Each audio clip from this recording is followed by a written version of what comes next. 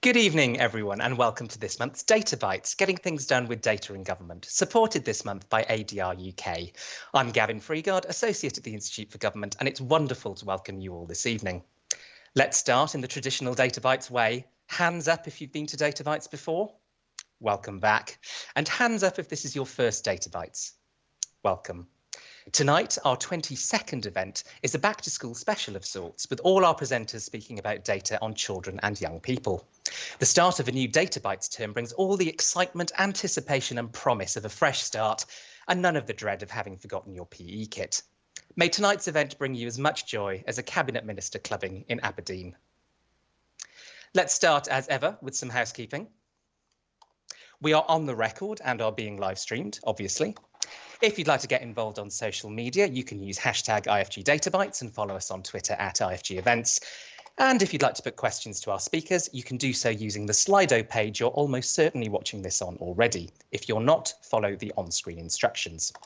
You may well be wondering why you're here this evening. Well, DataBites is designed to bring the various different data communities around government together, to show leaders, including those who don't think of themselves as data people, the benefits of better data, and to put some great work on the record for everyone to learn from.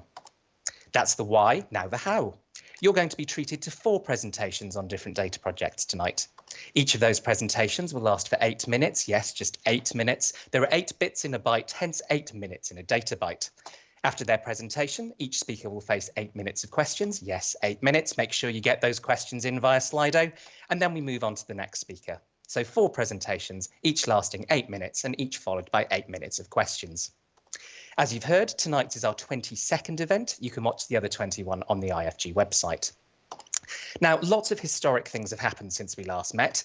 Enough to populate a cover of Billy Joel's We Didn't Start the Fire. Don't worry, I'm not going to deliver on Alice's promise/threat just yet. TB or not TB? That was the question of the Harma Lama Ding Dong. England did brilliantly at the Euros. Team GB had another brilliant Olympics and another brilliant Paralympics. The news from Afghanistan was considerably less positive, with the Taliban seizing power. So too was the news from the Intergovernmental Panel on Climate Change. That fire now incontrovertibly started by us. On the data front, the UK will soon have a new Information Commissioner as Elizabeth Denham gives way to John Edwards, whose Twitter bio suggests he may fit in quite well here at DataBites. And the government finally said more about its plans to consult on the future of GDPR, including Digital Secretary Oliver Dowden monstering cookies. I suspect we'll hear something tonight about the importance of sharing and linking data in a secure, trustworthy and transparent way, something NHS Digital was accused of not doing with their GPDPR plans to use more data from our medical records. This chart shows you how many people had opted out of their data being used for certain things before media coverage became widespread.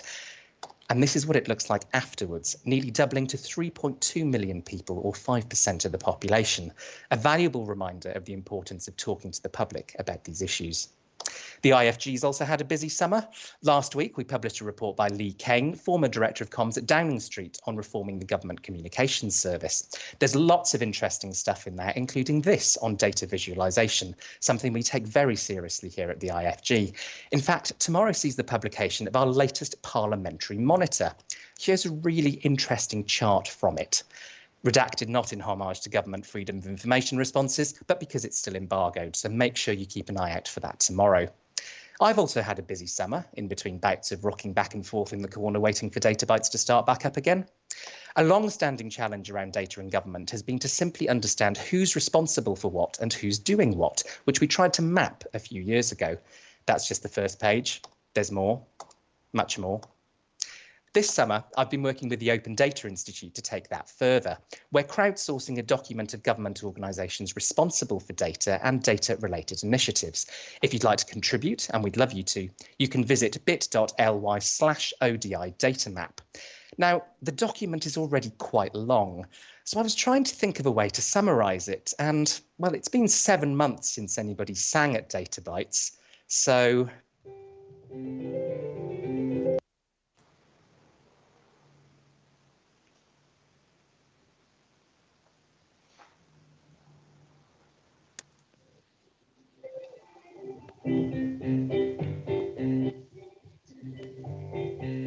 There's GDS, DCMS and HMT and GBS, UKSA and OSR and not forgetting ONS and CDI and OAI and AI and ICO and Index EDDO, CDIO, EIEI and DHSC and NEG and UXA and the JVC, NHS, NHSD, legal EHSCIC, based NDS, NDU and the forthcoming GOTT. GSA, TNA hubs equality and quality. There's GSS and GES and GSR, GORS and Functions Digital Finance Grants Management Analysis, NIC, UKRI, and if you've got the wherewithal, the Geo6, GeoPlace, and Commission, Geospatial. It seemed like such a good idea at the time. This is based on 90 pages worth of organisations and projects, so I do hope you're sitting comfortably. Professions, yes, and functions, but don't waste the opportunity to make a board advisory group cross-government community on architecture, APIs, and many other facets, like open standards, attitudes, associated knowledge assets. The GDS has recon plans and registers canonical, and CDDO, DSA for issues taxonomical, to CMS has NDS, and ONS has IDB. And everyone is doing work on bloody digital ID. DDAC, KIMC, DDB, DMU, DSC, CSS, Go Science didn't fit anywhere else you see. This alphabet soup gives a sense of all the bodies coping with all the many plans for data big and smart and open. I hope you've liked this very serious data-led endeavour, which thanks to changing policy will need updates forever. If there are any senior civil servants watching and you're keen to get on top of all that, you'll be the very model of a modern Director General. Turning to this evening, we have 4 fantastic speakers for you. First, we'll hear from Ruth Gilbert of University College London and the NIHR Children and Families Policy Research Unit about the potential for the eChild database to inform policy. Next up will be Gary Connell, Head of Data Ownership and Data Sharing at the Department for Education, on LEO. LEO being longitudinal education outcomes data. We haven't taken an astrological turn.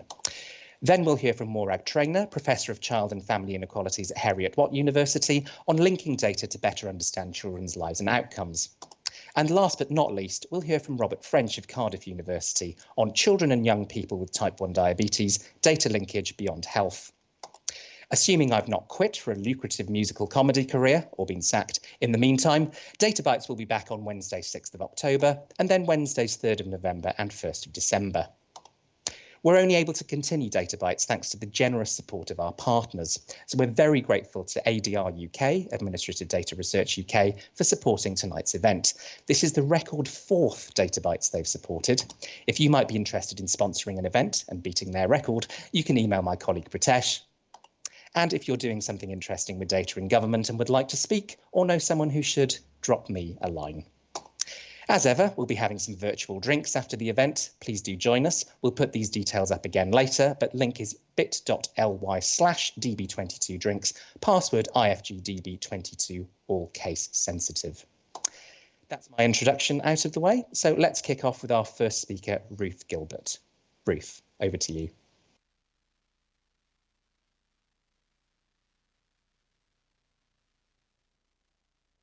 And I think you're still on mute, Ruth. Yes, there we are. Hello. Hi. Well, what a difficult introduction to follow. So as we learn to live with COVID and its consequences, one example of an important and urgent area for policy is inequalities in children's health and in the conditions in which they grow and develop. These inequalities are important for children, but also to the whole of society, as they have lifelong impacts through adulthood on adult health and capability. So on this slide, I show 3 reports in the last 18 months that try to address these childhood inequalities. Recommendations include giving children the best start in life, maximising their capabilities, and intervening early to prevent or mitigate the harms of health and social inequalities. All 3 recommend early interventions from different agencies across healthcare, education and social care to support parents and children. But working out what services children and families already receive and how this might change with early intervention needs joined up data. And This data needs to be longitudinal to understand what services are received when across childhood and to examine whether early intervention might influence later health and education outcomes. So joining up data is the purpose of the eChild database, which stands for Education and Child Health Insights from Linked Data. The aim is to provide a resource for policy based on evidence of how health, education and social care services support groups of children or fail to support them across England. The eChild database has been created by a partnership between University College London, NHS Digital, DFE and ONS, funded by ADR UK. I think they were all in the song. eChild links hospital data which includes data from admissions, outpatients and accident and emergency departments with data from the National Pupil database. So this includes data from schools such as attainment tests and also special educational needs and social care. These data have been linked about 14.7 million children now, and the data are held in the ONS SRS. These data are de-identified, so no names or postcodes or dates of birth. And in fact, attempts to re-identify a child would be a data breach. But to help you imagine eChild, I am going to show you a fictitious trajectory of one child tonight. So here is a girl, born in the NHS. We can follow her from her birth admission to an early admission for wheeziness and later admissions for injury, and then in adolescence for self-harm. She gives birth to her first child, aged 19. When we add in school data, we see that she receives additional special educational needs support relatively late on in primary school. By secondary school, she's frequently absent and does badly in her GCSEs, age 16. Adding in social care, we see that she has a late referral to social care in primary school, and then she becomes looked after in her first year at secondary school. Of course, eChild can never be used to pinpoint individual children in this way, but it can be used to answer questions about groups of children like this. So in this example, a key question is whether earlier provision of special educational needs support or earlier support from social care could have led to different outcomes. So we could try to answer the first question by comparing outcomes of children in different local authorities or different schools where SEND support may routinely be offered earlier or later, and then use statistical techniques to ensure comparability of other characteristics such as children's health and socioeconomic factors. So the eChild partnership has worked on three broad areas to build the eChild database: building public trust, establishing and validating linkage and exemplar studies, and the governance to enable reuse by researchers and government analysts more widely. The academic team at UCL has led on building public trust. Since early on in the project, we've repeatedly consulted with groups of parents at Great Ormond Street and the National Children's Bureau and so on, and we regularly meet these groups throughout the project. We've worked with over 100 young people and parents so far. And then in April of this year, the whole partnership held a stakeholder meeting with 14 charities and organisations. And this report highlights the findings. So in general, there was strong support for using eChild as long as safeguards ensure use for public benefit and keep the data secure. Work on linkage has brought together methodologists at UCL with technical expertise at NHS Digital. And we've had to iteratively develop and evaluate the linkage algorithm to get it as good as possible. So in this slide, we show the proportion of children in the education data who linked to a hospital record increased over time. So for those born in 2004 or 5, 99% linked to at least one hospital record. But what we also found was those captured at later steps in the algorithm or not linked at all were disproportionately non-white or poorer, although this bias diminished in later years as data quality improved. So this shows the value of a multi-stage linkage algorithm, and it shows us that in some situations where these factors are really important, statistical adjustment may be needed to deal with residual bias due to unlinked children. Lastly, and most importantly, is establishing the governance arrangements for wider use of eChild. This has taken time, but it's anticipated that applications to use eChild can be submitted by next spring.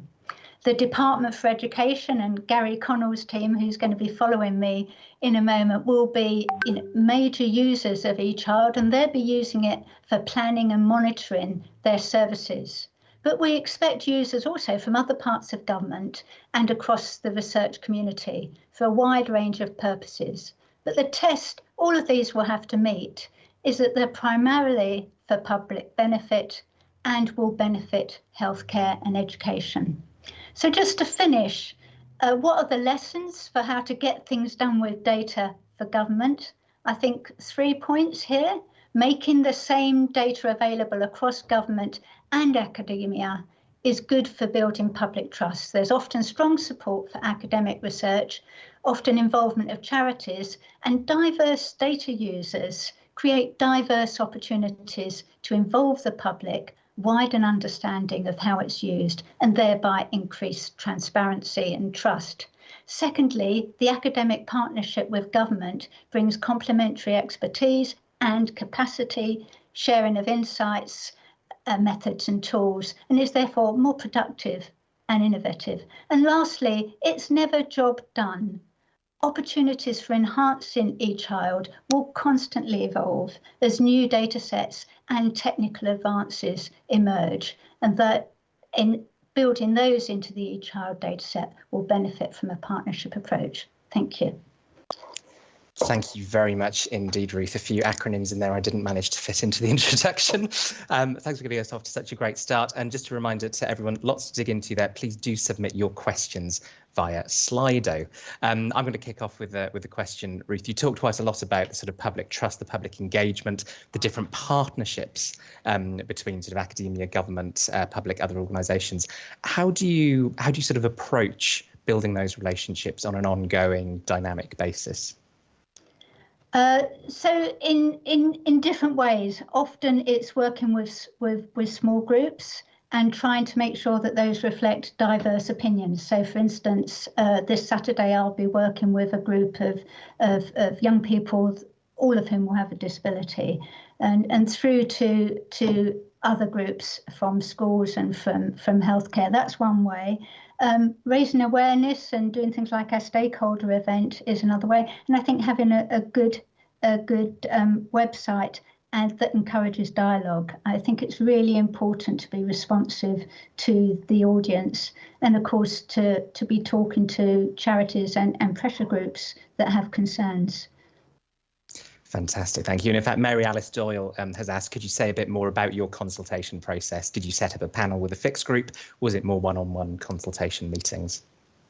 Mostly it's been with groups, and it's really variable. And we're really helped here, Mary, by working with facilitators at Great Ormond Street and the National Children's Bureau and the Council for Disabled Children, who are very tuned into their groups. And so, will work with us before we have a session so that we explain things very clearly. We understand sort of words that might be seen as sort of trigger points for the group. So it's a teamwork with people that have experience in consulting young people and parents.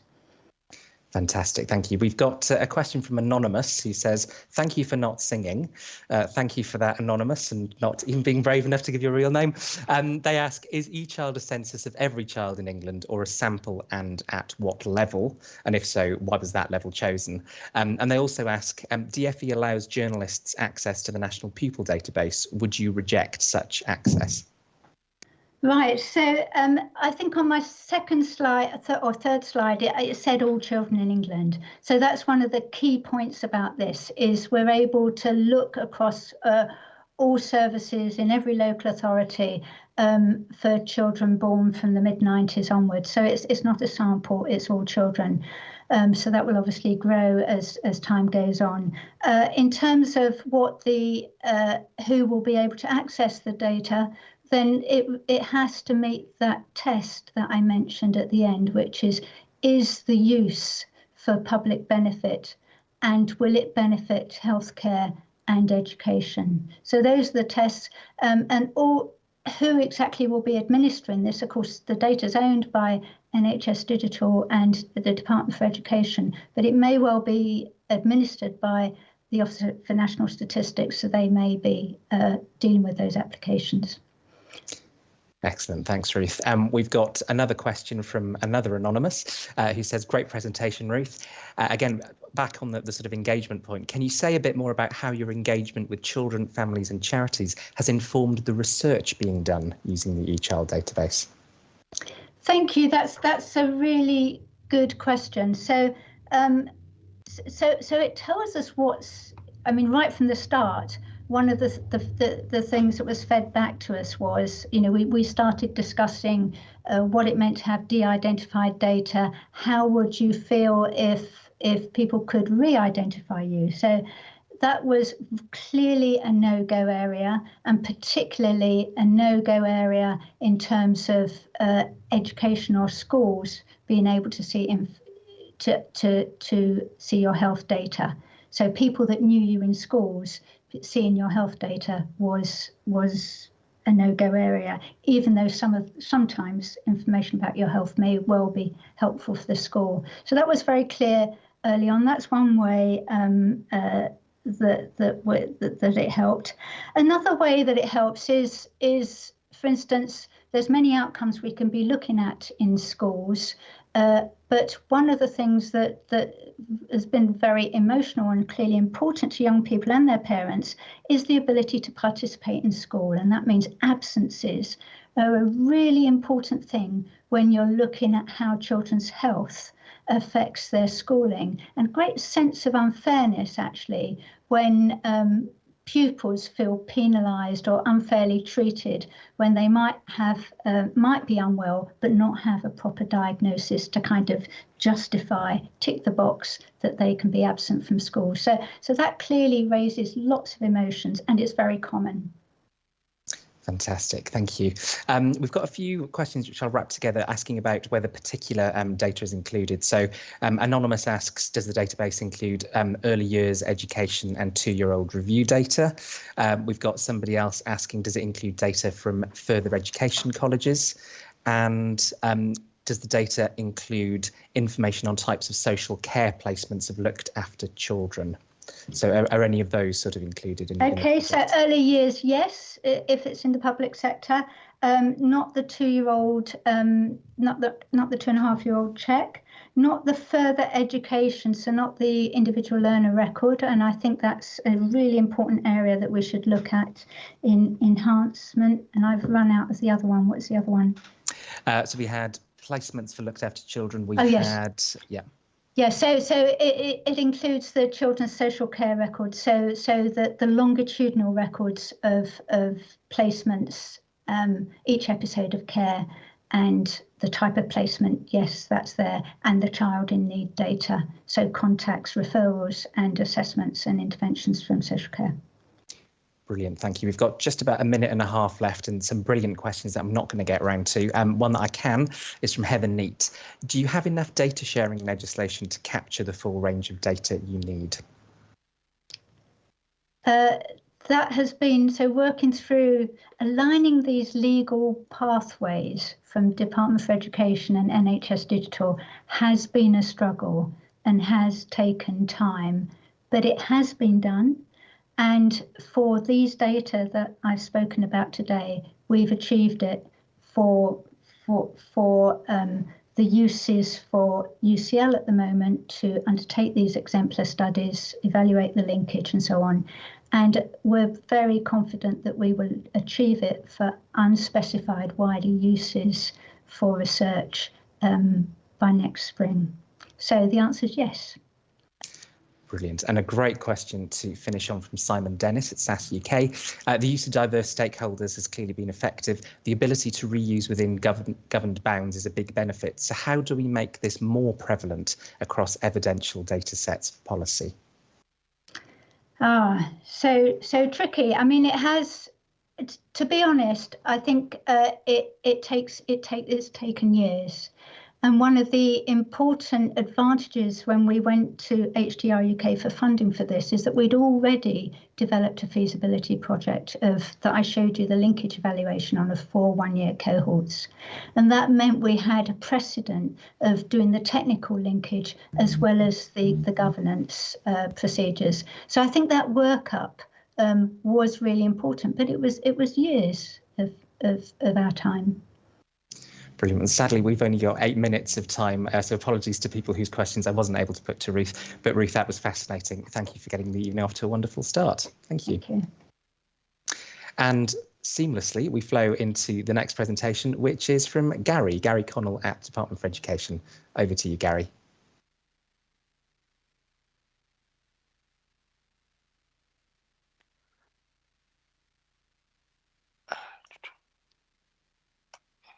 Sorry about that. So just start the slide decks. Perfect. Cool. Okay. Apologies, just need to get my notes up on the right screen. The usual thing of how many civil services it takes to start a PowerPoint presentation, but we will get there eventually. Sorry about this. No worries. I always blame the technology person. Yeah. Okay, so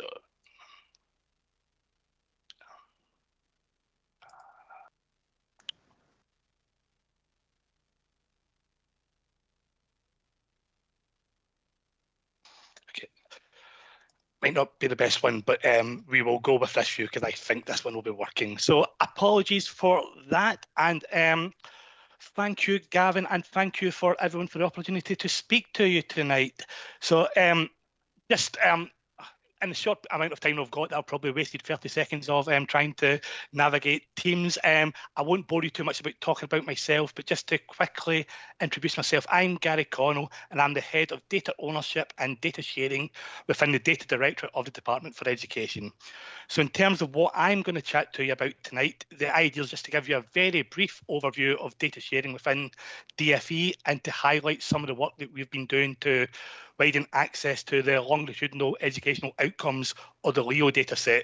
You'll notice I'll probably say LEO quite a lot because, particularly under pressure, I always struggle to say longitudinal, which is not great for a government analyst as well. But okay, so in terms of data sharing within DFE, and for some of the reasons that Ruth has mentioned in her earlier slide, certainly data sharing within DFE is well established, and where it's lawful, secure and ethical to do so, we've been sharing de-identified or pseudo-anonymised record level data in the public interest since the establishment of the National Pupil Database almost 20 years ago.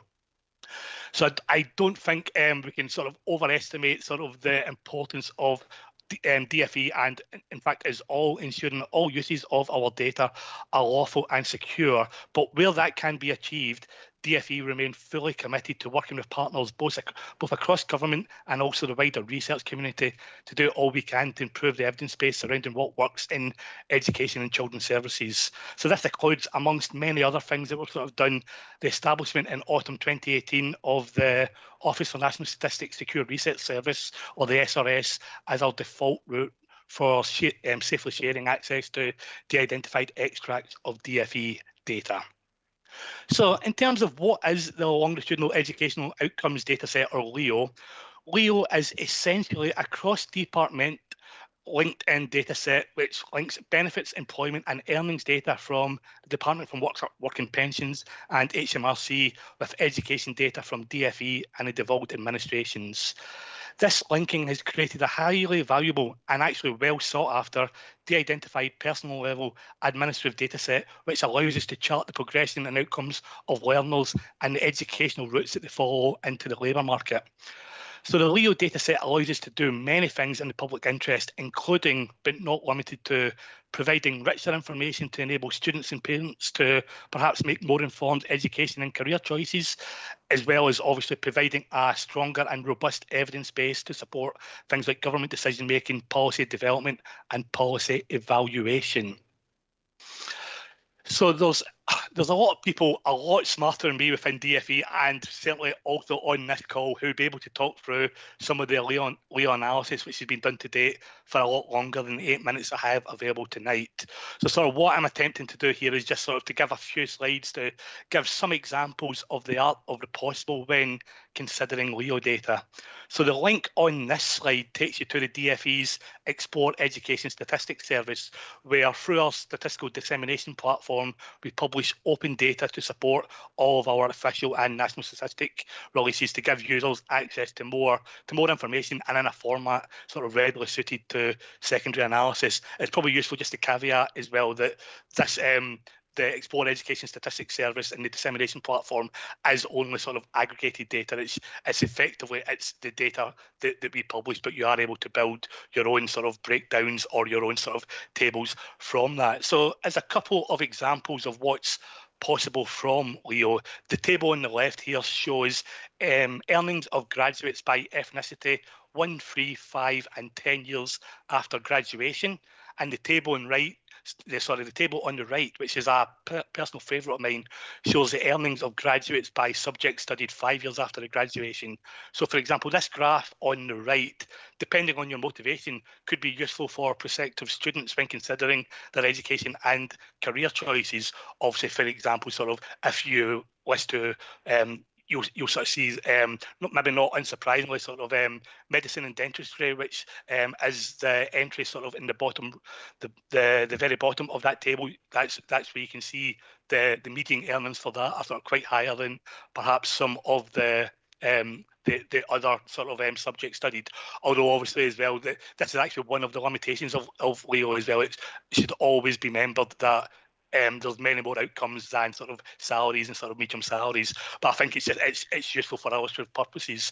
I think the thing that's also interesting in this chart is it also illustrates some of the disparities in median earnings across gender. So it'll probably be difficult to see sort of on screen, but the little blue circle sort of in each of those sort of blue rectangles, that represent the median salaries of men that's studied those subjects, and the lighter blue triangle shows the median salary of females that studied the same subjects. So from that you can quite see for pretty much all the subjects studied, the median earnings on for women is to the left of those on the men. So you can see how that could be quite a useful sort of tool. Another example, this slide shows provides a link to our most recent May 2021 research report.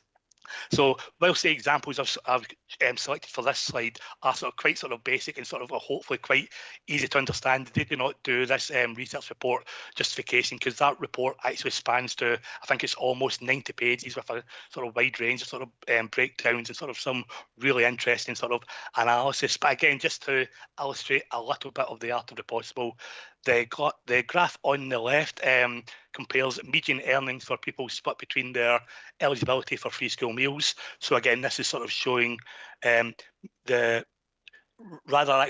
surprisingly, the median earnings for non-FSM pupils is almost £5,000 higher than those for FSM pupils. Similarly, the table on the right provides a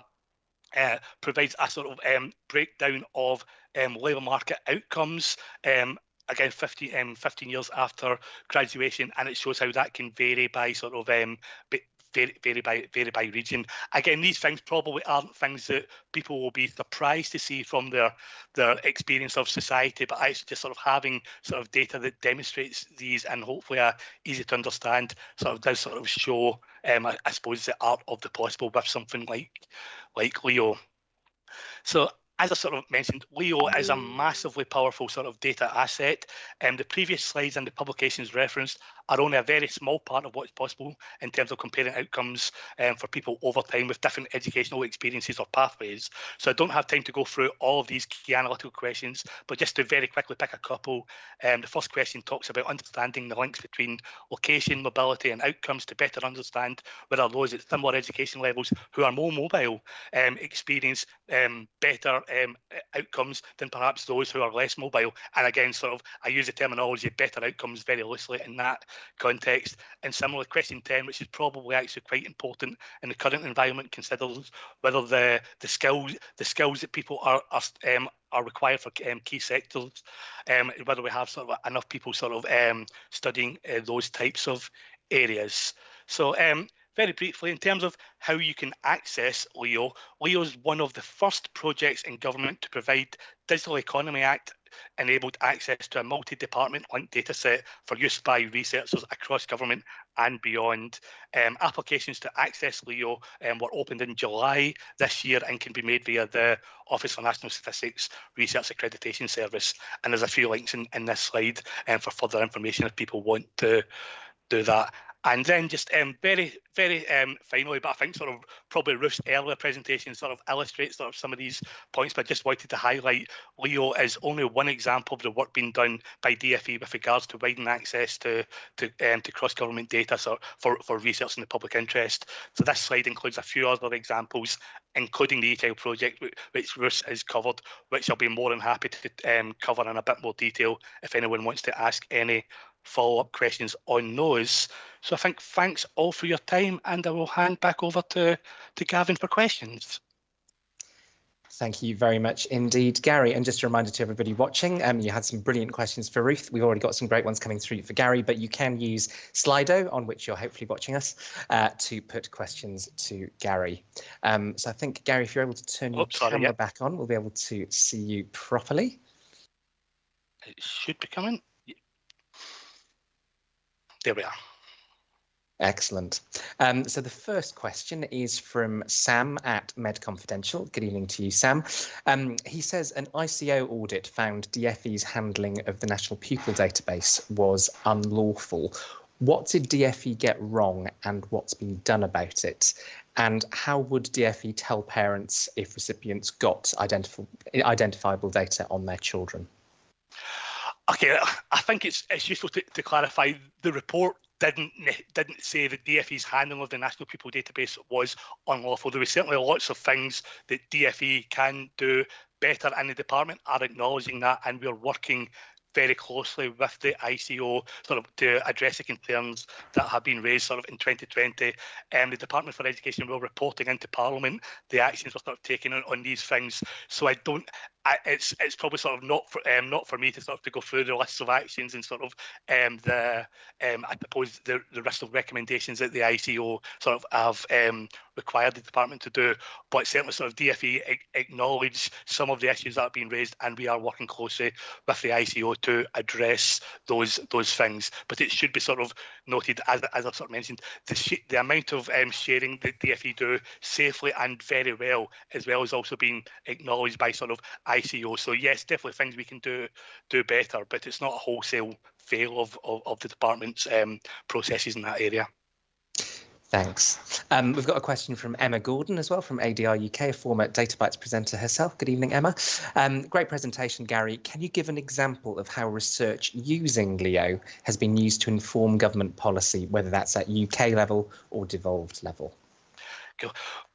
Well, there's some, but I think actually, Emma, as well, it's also a real good point. I'll do probably the wrong thing and not quite answer the question you've asked first. That sort of provides thing, because I think actually the idea and sort of what we've done in July by widening access to Leo, because I think as a department we recognise DFE aren't the sole arbiters of what's good research.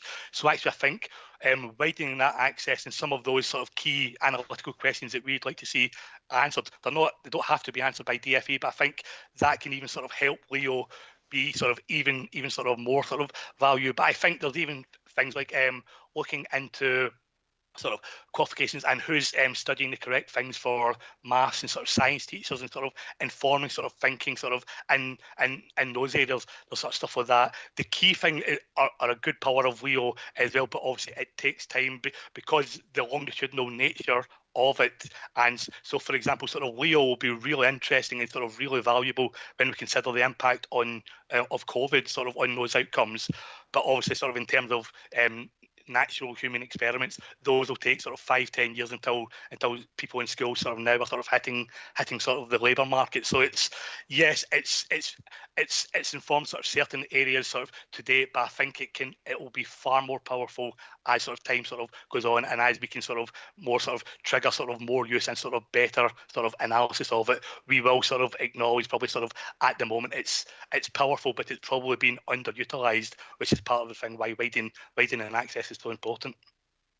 Thanks, Gary. On the subject of access, actually, we've got another question from Sam, which is how many of your users now go through SRS? That's some initials that you might have heard a few times this evening. For those of you who don't know, it's the Secure Research Service at the ONS. So how many of your users now go through that, and how many still get disseminated data?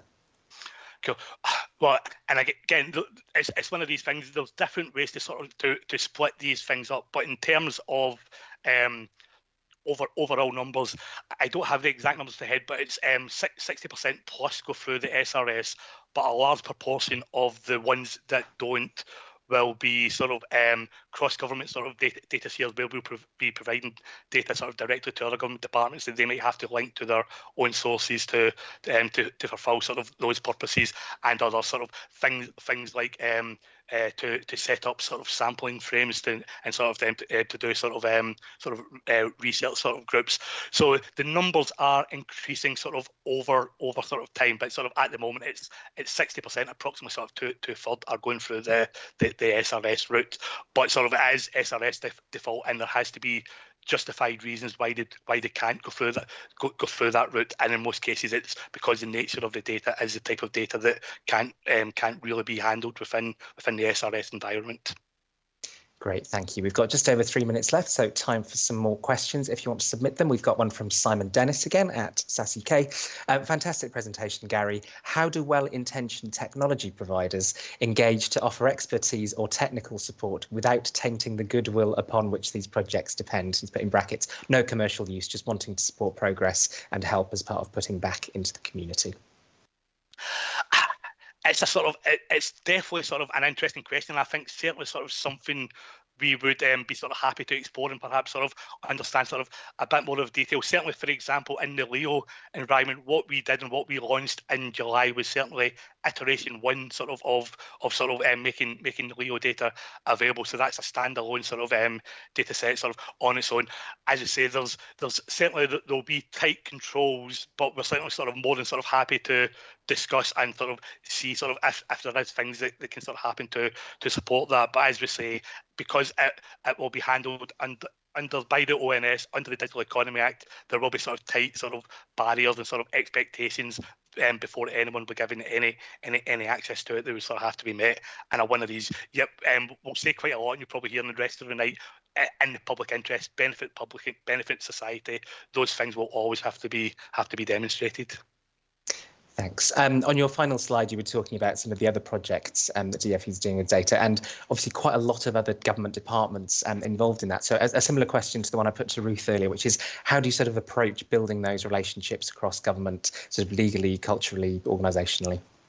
Yeah, and certainly I think anyone involved in data sharing across government, and quite likely will tell you the legal and information government aspects are probably the most time consuming and the bits that are so hard to sort of to get right. But I think what's key is involving the right people at the right time, sort of in these sort of discussions. So I think it's getting the people that understand these things up front, possibly before the analysts and the users are sort of getting their hands on it, sort of too much to sort of to make sure we don't go too far down one route that just sort of really wouldn't be sort of lawful. So I think it's also important. I think there has to be a willingness on sort of both sort of parties as well. I mean, what certainly and this is probably a personal reflection, although I'm sure many would share it, but I think what we have sort of at the moment is quite a lot of bespoke sort of linkages which are sort of useful and it be able to provide that demarcation between data sets. But I think there's certainly a lot that we can learn from how we sort of work on one project to sort of how we can do sort of things with another.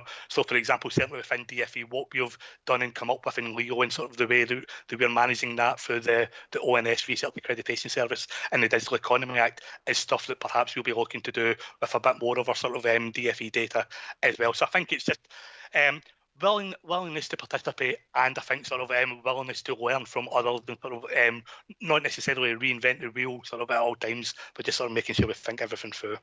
Fantastic. That actually brings us almost perfectly to the end of the 8 minutes. I was going to squeeze in a final, if you could answer it in 10 seconds question, which is, and you may have preempted this already, if you could change one thing about government data, what would it be? I think yes, it's probably just sort of not making it easier to share, but I think sort of making the roadmap to a successful share, making that sort of a bit sort of easier and maybe sort of less resource intensive. But that's not to diminish the things that we do as part of that. They are sort of vitally important. Fantastic. Well, Gary, thank you very much indeed for presenting. Thank you. And thank you everyone for all of your questions. Remember, you can put them to our speakers via Slido as we go along. And we're now going to turn to our third speaker of the evening. Over to you, Morag.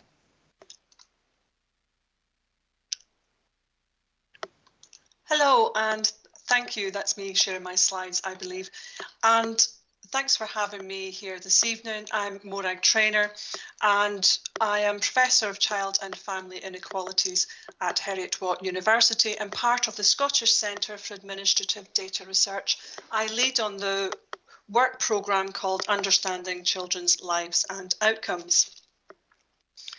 So our research projects, I'm going to discuss two tonight, directly respond to the programmes that sit under Scotland's National Performance Framework, and they aim to improve the lives and outcomes of all children in Scotland. Now, Scotland's National Performance Framework has a focus on tackling inequalities and is Scotland's way of localising the United Nations Sustainable Development Goals.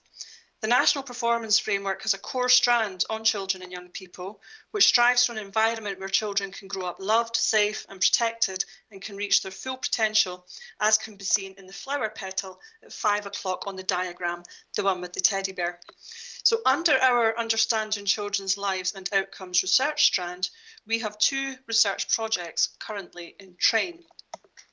The first project explores the context, factors and approaches to educational exclusions and absences.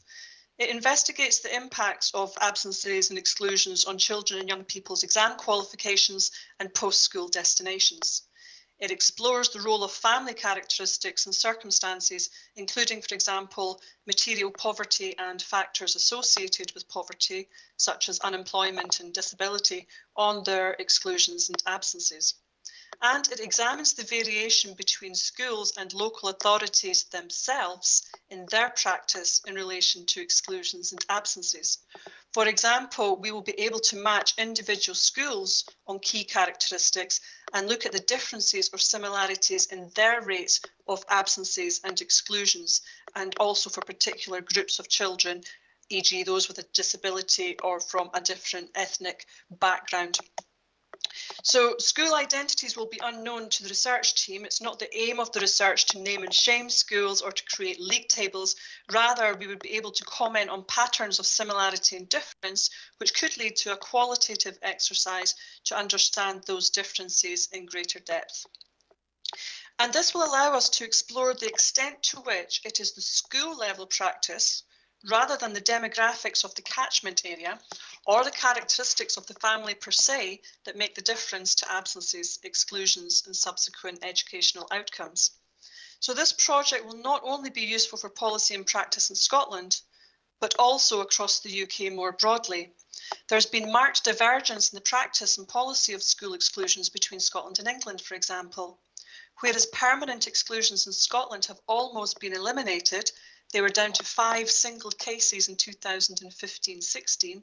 In England, they were increasing over the same period. However, exclusions have not been completely eliminated in Scotland. Temporary exclusions, which are known as fixed period exclusions in England, continue to occur. In Scotland, around 2.7% of the school population in 2016-17 were excluded on a temporary basis, which was a 20% reduction from the 2012-13 rate. Whereas in England in 2016-17, 4.8% of the school population were excluded on a temporary basis, which was an increase of 36% on the 2013 figures. So we can see there is growing divergence between Scotland and England in policy and practice there. So by exploring the impacts of absences and exclusions in different contexts across Scotland and across time, we would be able to inform policy and practice elsewhere too. The specific research questions to be answered in this project are: what impacts do absences and exclusions have on children and young people's educational outcomes measured by their exam qualifications and their post-school destinations? How do exclusions and absences vary by schools and local authorities? What impact do the school and local authority level variations have on exam qualifications and post-school destinations? And how do these impacts and effects vary for particular groups of children, e.g. those living in poverty and those with additional support needs or special educational needs and disabilities? And how do the family characteristics and circumstances interact, mediate or moderate the prevalence and the impacts of young people's exclusions and absences? Moving on to our second project. The second project aims to increase the knowledge of the characteristics and circumstances and outcomes of children currently living in formal kinship care. It also aims to increase the knowledge of the requirements that welfare and universal and targeted services should meet in the context of their statutory duties to promote the well-being of children. So strengthening support to informal and formal kinship carers has been a core policy objective for some time in Scotland and also in other nations of the UK. And in Scotland, these imperatives have been reinforced by the publication of a recent report of the Independent Care Review held in Scotland and the First Minister's commitment to implementing its recommendations. So knowing what is currently happening for children living in formal kinship care, and I keep emphasising the formal for a reason, is fundamental to evaluating and fulfilling the legal and policy commitments to prevention, to early intervention, and to the promotion and facilitation of nurturing and stable care arrangements for children. And the research questions that this project aims to answer are: what are the levels of formal kinship care, including overall proportions, regional patterns, and length of time being looked after, and has that changed over time? What are the routes into formal kinship care? How do children fare when they're living in kinship care? And what are the pathways back out of formal kinship care, and how do these differ over time? A cross-cutting analytical theme for both projects would be some methodological and data foundations where, because, as I'll come on to speak about the data in a moment, but the data we're using will also link parent and child data, and we'll see if we can explore or create some level of family and community context. So we're doing some exploratory methodological work too. The data sets to be linked and used, this will be the first time these data sets have come together. The first projects will use data sets from education, health, and the census. And the second project will use data sets from education, child protection, the children's hearing system, looked after children returns, and children's health indicators as returned by health visitors at set periods in Scotland up until the age of 5. So final slide is, while the linking of all these data sets covering almost every aspect of a child's life will allow a comprehensive and integrated exploration of children's lives and outcomes in relation to their family and community context too, it will also go further than this. It will allow us to answer policy and practice relevant questions on their own practice. We expect to be able to comment on how the systems themselves affect children's outcomes, and so propose new ways of developing and implementing policy and practice. And this is demonstrated in the first project, which seeks to explore not only family context and community context in relation to absence and exclusion, but also the role of schools themselves. And by doing this, we expect that decision makers can then be better informed on how best to meet Scotland's ambitions for children, namely that they grow up loved, safe and protected and can reach their full potential as outlined in the National Performance Framework. And further, we'd like the findings from these research projects and this novel data linkage to have positive impacts on the children and families of Scotland and also across the UK more widely. Thank you very much for your attention, and I shall stop sharing now. Well, thank you very much indeed for the presentation, Morag.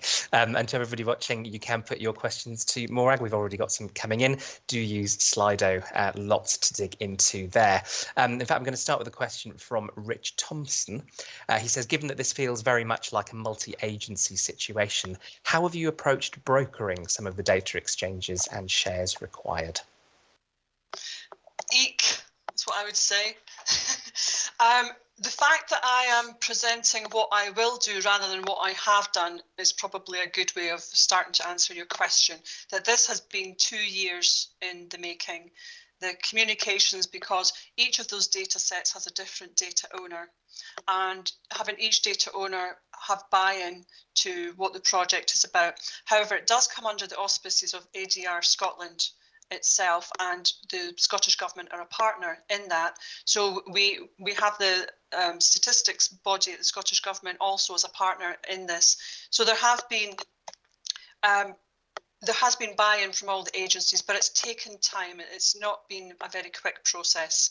There are some things we haven't yet managed to do in the kinship care or the looked after children project, for example. We're still unable to look at the outcomes for children under 5 because we would need to broker the permissions with all 32 local authorities in Scotland, whereas the data sets I'm using, the brokerage is all at the national level. So we have had to pare back where we haven't been able to do that, but it has been time consuming and required a lot of input and meetings and everyone being on board.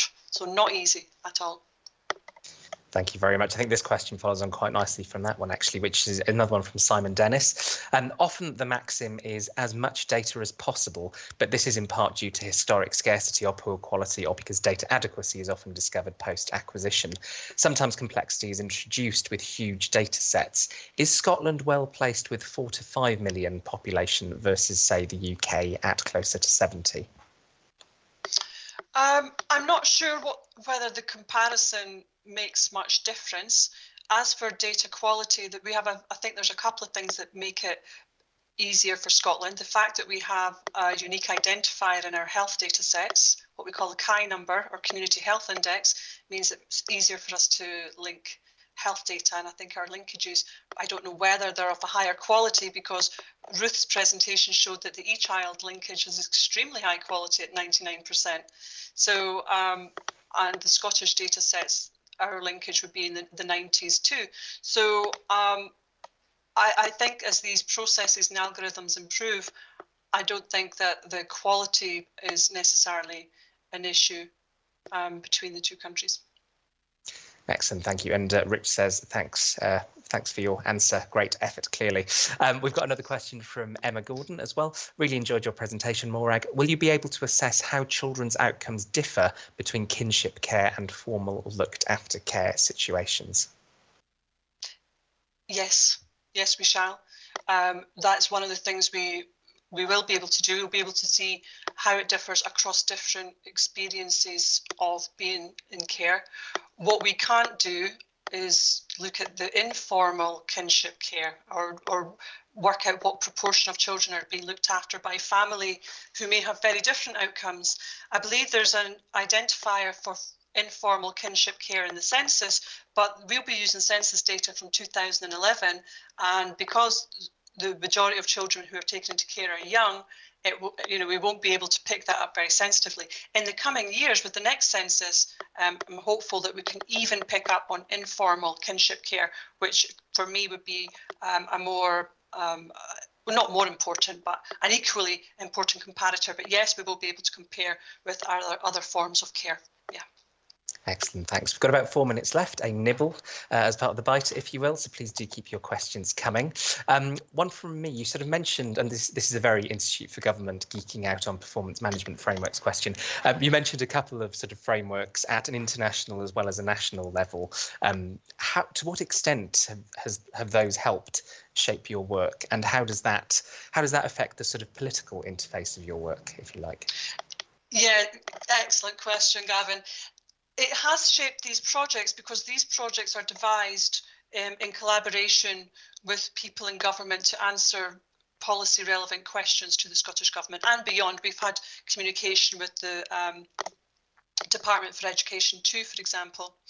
So the frameworks have been really useful because there are several things in Scotland. There's a report from the Independent Care Review, which we are called The Promise in Scotland, if anyone wants to Google that.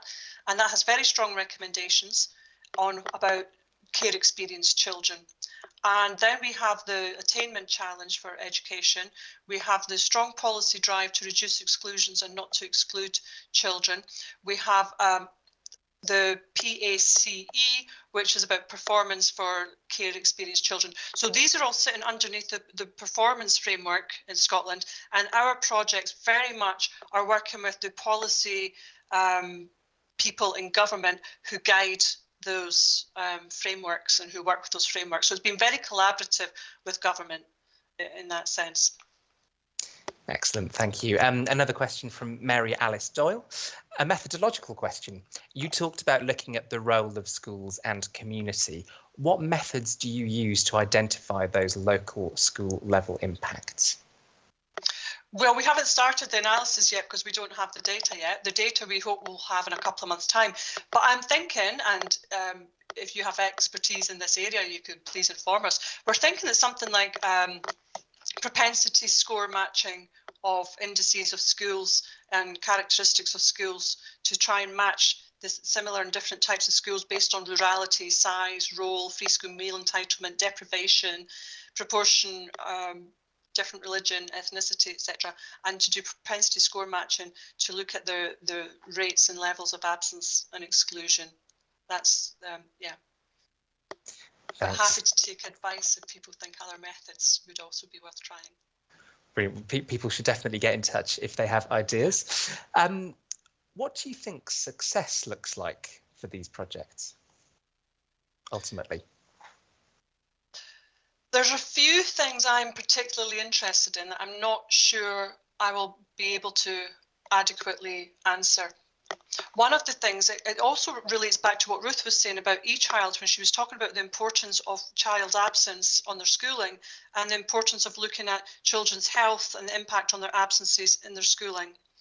What I'm interested in looking at is the impact of early childhood absences from school at the primary level and whether that's related to later exclusions or absences. But I'm interested in looking at the parental characteristics impact on child absences. So we're hoping to have a parental mental health indicator in the data, and I'd be interested to see whether parental health is impacting on children's absences at the primary school level. So, there's not work being done on that before because we haven't had this massive linkage, and maybe it's a bit ambitious, but these are the types of questions I'd like to answer.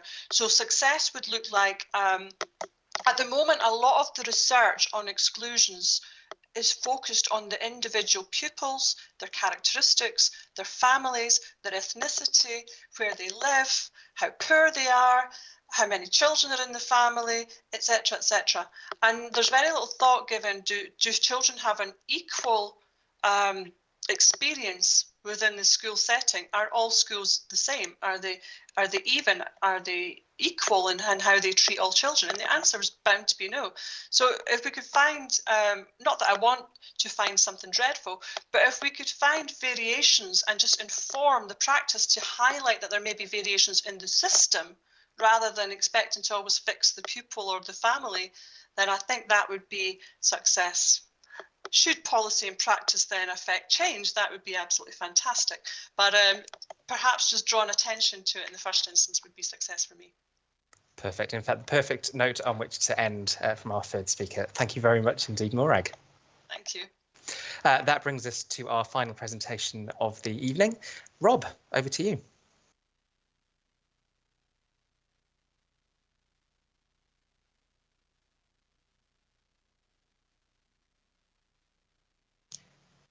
And you're currently on mute.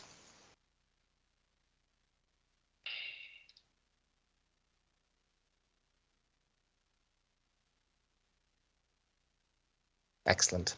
Great. Can you hear me now? Can indeed, loud and clear. Over to you. Okay, great. Okay, so I'm a researcher at Cardiff University and in the School of Medicine. This work we're talking about today is about how children with diabetes get on at schools and university. This work started back in 2014 when I was a researcher at Bristol. We were speaking to the diabetes audits and patient groups about what kind of things were going on in schools for people with diabetes. And then in 2016, it was funded by the Medical Research Council to do some work in Wales. And then earlier this year, we got additional funding from Administrative Data Research UK to extend this to England. Okay, so thinking about the research questions in this space, primarily or typically we're thinking of the effect of diabetes on educational outcomes. So questions like, how does a diagnosis of diabetes affect your school attendance, progression to university, degree class, even your likelihood of employment after university. And we're not limited on the health side, just comparing children with diabetes versus those without. There are measures of diabetes related health, so typically blood glucose management or comparing across different diabetes treatment regimes. Okay, but equally we might think education also has an effect on health, so in the reverse direction. So perhaps questions like, do children with diabetes who attend smaller schools have more optimal rates of blood glucose management than those that attend larger schools? Or another key health outcome is time to diabetes related complications. And this is important because the cost of diabetes isn't really from the day-to-day management, but the onset of retinopathy, kidney problems and so on that are costly for the NHS to manage and also impacts a person's ability to work. Some other considerations then in terms of these research question spaces, the clusters in which individuals are living, so the neighbourhoods, their possibly families or schools, clinics and so on. Is this relationship between diabetes and education different in different schools or in different neighbourhoods or regions? Covariates, we're thinking about how does this differ by gender, ethnicity and so on, but also common factors, things that might be affecting both your ability to manage your diabetes health and also it might affect your educational attainment. So it might be those things that are driving the association rather than a real link. And then finally the mechanisms and what I'm trying to flag here is that this historical acceptance that there's some biological mechanism which affects your cognitive ability, but then when we're thinking about educational outcomes, it might be a slightly broader, more social mechanisms that are important. And I should also add on this slide as well why we focus on diabetes. So there are lots of health conditions, pediatric health conditions that you might claim to have an importance for education. And I'm just going to focus on one of those, which is the better data. Diabetes has a national audit, or the national audits across the different nations, and there's measures like diabetes status, markers of diabetes-related health, treatment programs, care process, lots of information specific to diabetes. And the UK also has the largest national diabetes audits in the world, with over 30,000 children and 3 million adults. So it gives us scope to consider social outcomes even beyond education as well. So there's lots of reasons to start with diabetes, and there are also mechanisms through which learning for diabetes might be shared more widely. So, for example, at the Royal College of Paediatric and Child Health, diabetes is one of the key conditions there. And in terms of the Healthcare and Schools Alliance, Diabetes UK are one of the charities that lead that. So it's well placed to kind of be a exemplar, perhaps. Okay, so just thinking about what data we link, we've got on this slide age across the top, mapped to infographics for life events like starting school, maybe changing treatment or going to university. And then the data sets for education should be familiar: schools, 16 plus, university, and also graduate destinations.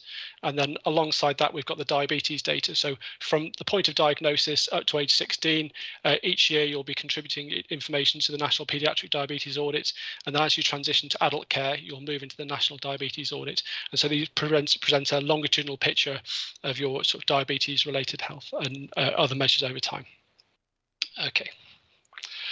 So as I sort of hinted at the start, this work started a few years ago for Wales, and that work is now complete. And now I'm going to show you some results from that in a second, but there were some specific challenges, I think, for doing this. And the key one is primarily doing things for the first time. And what we were doing for a lot of these linkages is we were asking, the HQIP for the PDA and NHS Digital for NDA and HESA for the higher education data to share their identifiers, their person identifiers externally, so that we could use a third party to do the linkage. And so the legal basis around this was a big challenge because it was the first time they'd done this.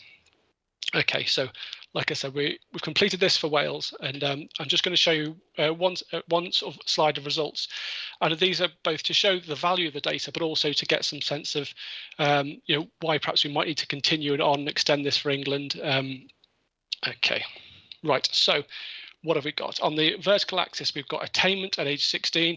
It's standardized, but essentially all you need to know is the higher attainment is better. And then across the middle, we've got this dashed red line, which shows the mean attainment for children without diabetes, which is our comparator. And for Wales, for these cohorts, the mean attainment was equivalent to 4 grades GCSE, 4 grade C GCSEs and 4 grade D. And so we see for children with diabetes, they actually have the same predicted attainment, conditional on lots of factors, but the same predicted attainment as their peers without diabetes. And this is quite an important result because it tells us that actually, children and parents shouldn't necessarily be so worried about a diagnosis of diabetes. It doesn't mean that the child can't fulfil their educational potential. And it certainly goes against what a lot of healthcare professionals were expecting. These children have many distractions every day while they're managing their diabetes, and they have hospital appointments and miss, 9 excess sessions of school every year, over and above the routine illnesses that, any child might have. Right, in our second model on the right, in this red box here, we take that diabetes group and we split it into quintiles of blood glucose, with the least optimal, the most optimal on the left and the least optimal on the right. And we see those with the best diabetes blood glucose levels, diabetes management, have 4 grades higher on average than their peers, whereas those with the least optimal blood glucose management have attainment 5 grades lower than their peers without diabetes. And this finding, combined with some other data sort of analysis in the paper, including focusing on the timing of the diagnosis, leads us to believe that it's not necessarily like a biological mechanism whereby there's some cognitive change arising from higher blood sugars. And in fact, those changes are often much smaller and over a much longer term, but rather some sociological effect, which is affecting both your ability to learn and your diabetes management. So a headline of something like, if you're good at managing your education, you'll also be good at managing your diabetes. And I should add that we see similar findings across other outcomes, including progression to university attainment, and actually graduate destinations as well.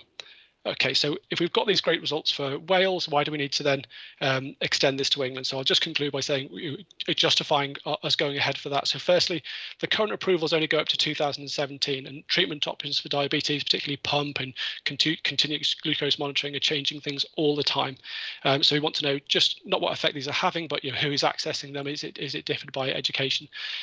Secondly, we need greater power to explore characteristics which alter the relationship between diabetes and education, and primarily we're thinking about including measures of prior attainment at each educational stage to get more trajectories of education, which wasn't possible in the smaller Welsh sample. And then finally, we wanted to open up this data to other researchers. So to allow other researchers to access this data, we need to upgrade our legal basis to a research database approval. The research database also conveniently provides a template for the easier addition of other health data sets. So we're not just allowing other researchers to use it, we can extend this and add other things in. So there were 4 things we were thinking of. So firstly, initially, we're thinking about other diabetes data sets like retinopathy screening, but then there's also potential to add other conditions like other audits, like the epilepsy 12 audit is one we're working with at the moment. And then possibly as we've developed this, we've started to think about, well, what are these mechanisms underlying this link between the diabetes and education? So we think about census data to perhaps understand the family structures and the dynamics there, and also perhaps some survey data to get richer measures of the child and household characteristics to help evaluate the role these factors play and how government policy might improve both health and educational outcomes. Thank you. Thank you very much. Excuse me. Thank you very much indeed, Rob. Again, lots to dig into there, so please do keep your questions flooding in via Slido. If I could start with one, sort of returns to a theme that's come up a few times. Obviously, we're talking about health data, we're talking about data about children, both very sensitive. How do you sort of approach that, and what sort of engagement, transparency and so on do you sort of work on to help build trustworthiness? Well, this has been a kind of revelation for me in the last 12 months, has been working with Diabetes UK to do our public engagement. So previously we'd spoken to panels, and you often get quite a lot of support, and people say, oh, that's great, yeah, go ahead and do it, but you don't necessarily get the engagement and understanding of the complexities of the data, particularly using data without consent and the kind of things we're doing there. So Diabetes UK helped us convene a panel of young people, and an MRC Regulatory Support Centre came in and helped with the training of these people so they could understand what we talk about when we're saying anonymisation or confidential data and the linkage. And so we've kind of trained up this group to really give some strong feedback, and they have given us a lot of feedback and a lot of things they're not happy with, and particularly upstream of the data with how data providers are providing information about what's being used with it, what's been done with their data, how it's being shared for research, and lots of questions as well about well, is it going to be shared with private companies, profit-making companies? And so I'd say, for me, it's been working with the charity has really opened up my eyes to much deeper and more meaningful public engagement. Excellent, thanks. Got a question from Simon Dennis. Great presentation. As a Bristol alumnus, I may be biased, of course, but on the topic of bias, how do you address the enormous impact on the national data set of so much spurious data driven by fraudulent incident diversion overseas and the selective immigration from Asia to access NHS drugs? I'm not quite sure how to answer that one. Could you repeat the question again, please? Yeah, how do you address the impact on the national data set of spurious data driven by fraudulent incident diversion overseas and selective immigration to access NHS drugs? Oh, I see. Sorry, I misheard. Okay. Right. Well, I'm afraid we don't tackle that at all, and I'd be interested to hear more about it, actually. So, yeah. Cool, thank you. We've got another question from Emma Gordon. There are important messages from your research for children with diabetes. How do you reach out to those groups to make sure they're aware? Yep, so, well, we're very lucky, like as I mentioned before, with diabetes, that we've got these great networks. So I was able to present a few months ago at the Royal College of Paediatric and Child Health annual review, and that's the clinics from all around the UK, all the diabetes clinics. So that's diabetes nurses and the specialists there are able to hear that message, and I think they were very impressed by not impressed, but very pleased by this idea that on average there's no difference. So there's still work to do underneath the bonnet, but on average, when a child's diagnosed with diabetes, it's very good for them to be able to say, well, this doesn't mean they can't reach their potential. So I think that's a key message. In terms of deeper things that we can do, I mean, this again comes back to actually the patient engagement. So one of the things, Ruth has also mentioned this, one of the things that the patients really want to see is this real world impact. In some respects, they trust us to do the linkage correctly and do everything securely. Perhaps they trust us too much, but they were really focused on, we want to see a real world impact, and not just some, in theory this should help, but actually, well, what are the mechanisms? If you find this difference for children with diabetes, how are you going to go back and speak to the special educational needs team and get some change in funding, or how are you going to speak to diabetes nurses and make sure that they know that they should be doing this extra thing, or perhaps schools should be doing. So I think it's really challenged us to explore those networks and almost preempt the research. So not waiting until the research is finished, but get in touch with those groups now and say, well, if we do find this, what can we change? So that's a work in progress at the moment. Excellent, thank you. We've got another question from Sam from Ed Confidential. NHS Digital is wanting to move to an SRS-style, high-quality, trusted research environment for access to health data from England. What effect would that have on your research and linkage to other secure research service data sets? Yep. So, I mean, even within the 1 year period where we've been doing the English linkage, we've had to evolve in lots of ways. So, for example, the way we'd planned to do the HESA and MPD linkage, which we've taken the model from what we've done for Wales, we've had to evolve that and do a slightly different approach than we were hoping. So I think it's constantly evolving this area, and I think we just have to be alert and ready to move. I mean, it was several years ago now, we went up to NHS Digital about their sort of digital access platform, and we explored whether we could work in there, and you put a lot of effort into thinking through options there, and then suddenly it hasn't really materialized in the way that might be useful to me. So I think, or at least at the moment, so I think you kind of just keep aware of these things, but you're ready to move. But at the moment, we are just putting the data straight into the SRS for England. Excellent, thank you. Just to say, Simon, who asked the question about sort of insulin and immigration, said he'll be in touch post-event. And sorry, that was a cruel question, he says. Very interesting one. No, definitely, that's great. Yeah. You mentioned something that's come up in some research that we did last year, looking at data around children's services, actually, which was there's often a lot of really good quantitative data around, but without being able to get at that sort of qualitative experience and survey data, you are missing part of the picture. You mentioned that in your presentation. I wonder if you'd be able to say a little bit more about how you're planning to bring those different types of data together. Well, I mean, yeah.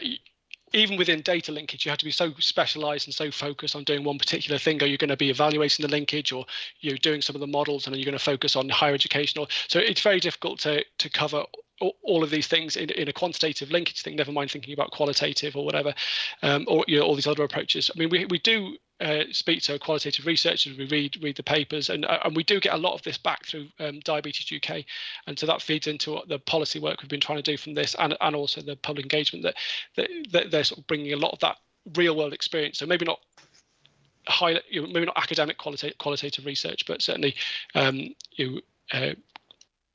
more people's opinions and thoughts, and those are inputting into the work. Excellent, thanks. I've got about a minute and a half left, so this may be the final question. Something that's come up quite a lot through the evening, and in fact through your presentation as well, is that sort of idea of you're learning lots of things as you're going along, which obviously you can use in future projects, but also other people might be able to learn from that expertise as well. So how should we go about sort of sharing that sort of expertise that we learn from working with data so others can benefit from the methods as much as anything else? Yes, okay, and this is something that people are constantly saying after meetings or different things where we're talking about, we're going to do this, or we've thought through this protocol for doing this particular part of the linkage, and they say, well, you should publish that because other people could benefit. And I think this is so important, but as a researcher, you're also limited by the fact you've only got so much time, and you've got to you do your grant proposals, you're doing your research papers, you're trying to do your public engagement, you're called in on policy work, and so there's so many different areas where you're trying to do things that often things like that slip, and you particularly the protocol for the Welsh linkage, which I think would be really useful in terms of using NHS Digital in Wales, and that didn't get published just purely because of time. And I think it's about making that a priority and making it sort of count as well, because I don't know whether as an academic that would count as much in my outputs in the same way as a paper in diabetes care would. So I think it's just about maybe helping with those, either helping with time or helping with priorities. Excellent. Well, that brings us to the end of the 8 minutes. Rob, thank you very much indeed. A perfect way to end the evening. Thank you very much. I say end the evening, not quite. I've got a few parish notices to run through first. As I mentioned earlier on, we will be having some virtual drinks very shortly. The details will hopefully be coming up on screen if they're not there already. And it does mean that you can come drop into virtual drinks and you'll still be able to watch Gareth Southgate, or more importantly, Gareth Bale, given the football on tonight. A few other bits and pieces from the Institute for Government you might be interested in. We've got lots of other IFG events coming up over the next few weeks. If you're into education, you may well be, having tuned in tonight. The director of the Institute is in conversation with Amanda Spielman, the Chief Inspector of Ofsted, next Tuesday, so do check that out on the IFG website. If you're into data, we've of course got Parliamentary Monitor coming out tomorrow. Next Data Bites is on the 6th of October, but we'll also be running an event on data at Labour Party Conference as part of the full programme of events at Labour and Conservative conferences. Lots of other events coming up. Do check out the IFG website. I think all that remains for me to say are 3 very big thank yous. First of all, to all of you for watching tonight and some fantastic questions. As ever, they really do make a huge difference. A big thank you as well to ADR UK for their continued support for Data Bites. And finally, join me in a virtual round of applause for our 4 fantastic speakers this evening. A huge thank you to all of them. Hopefully see some of you at virtual drinks, and if not, hopefully see you in October, if not sooner. Thank you very much indeed.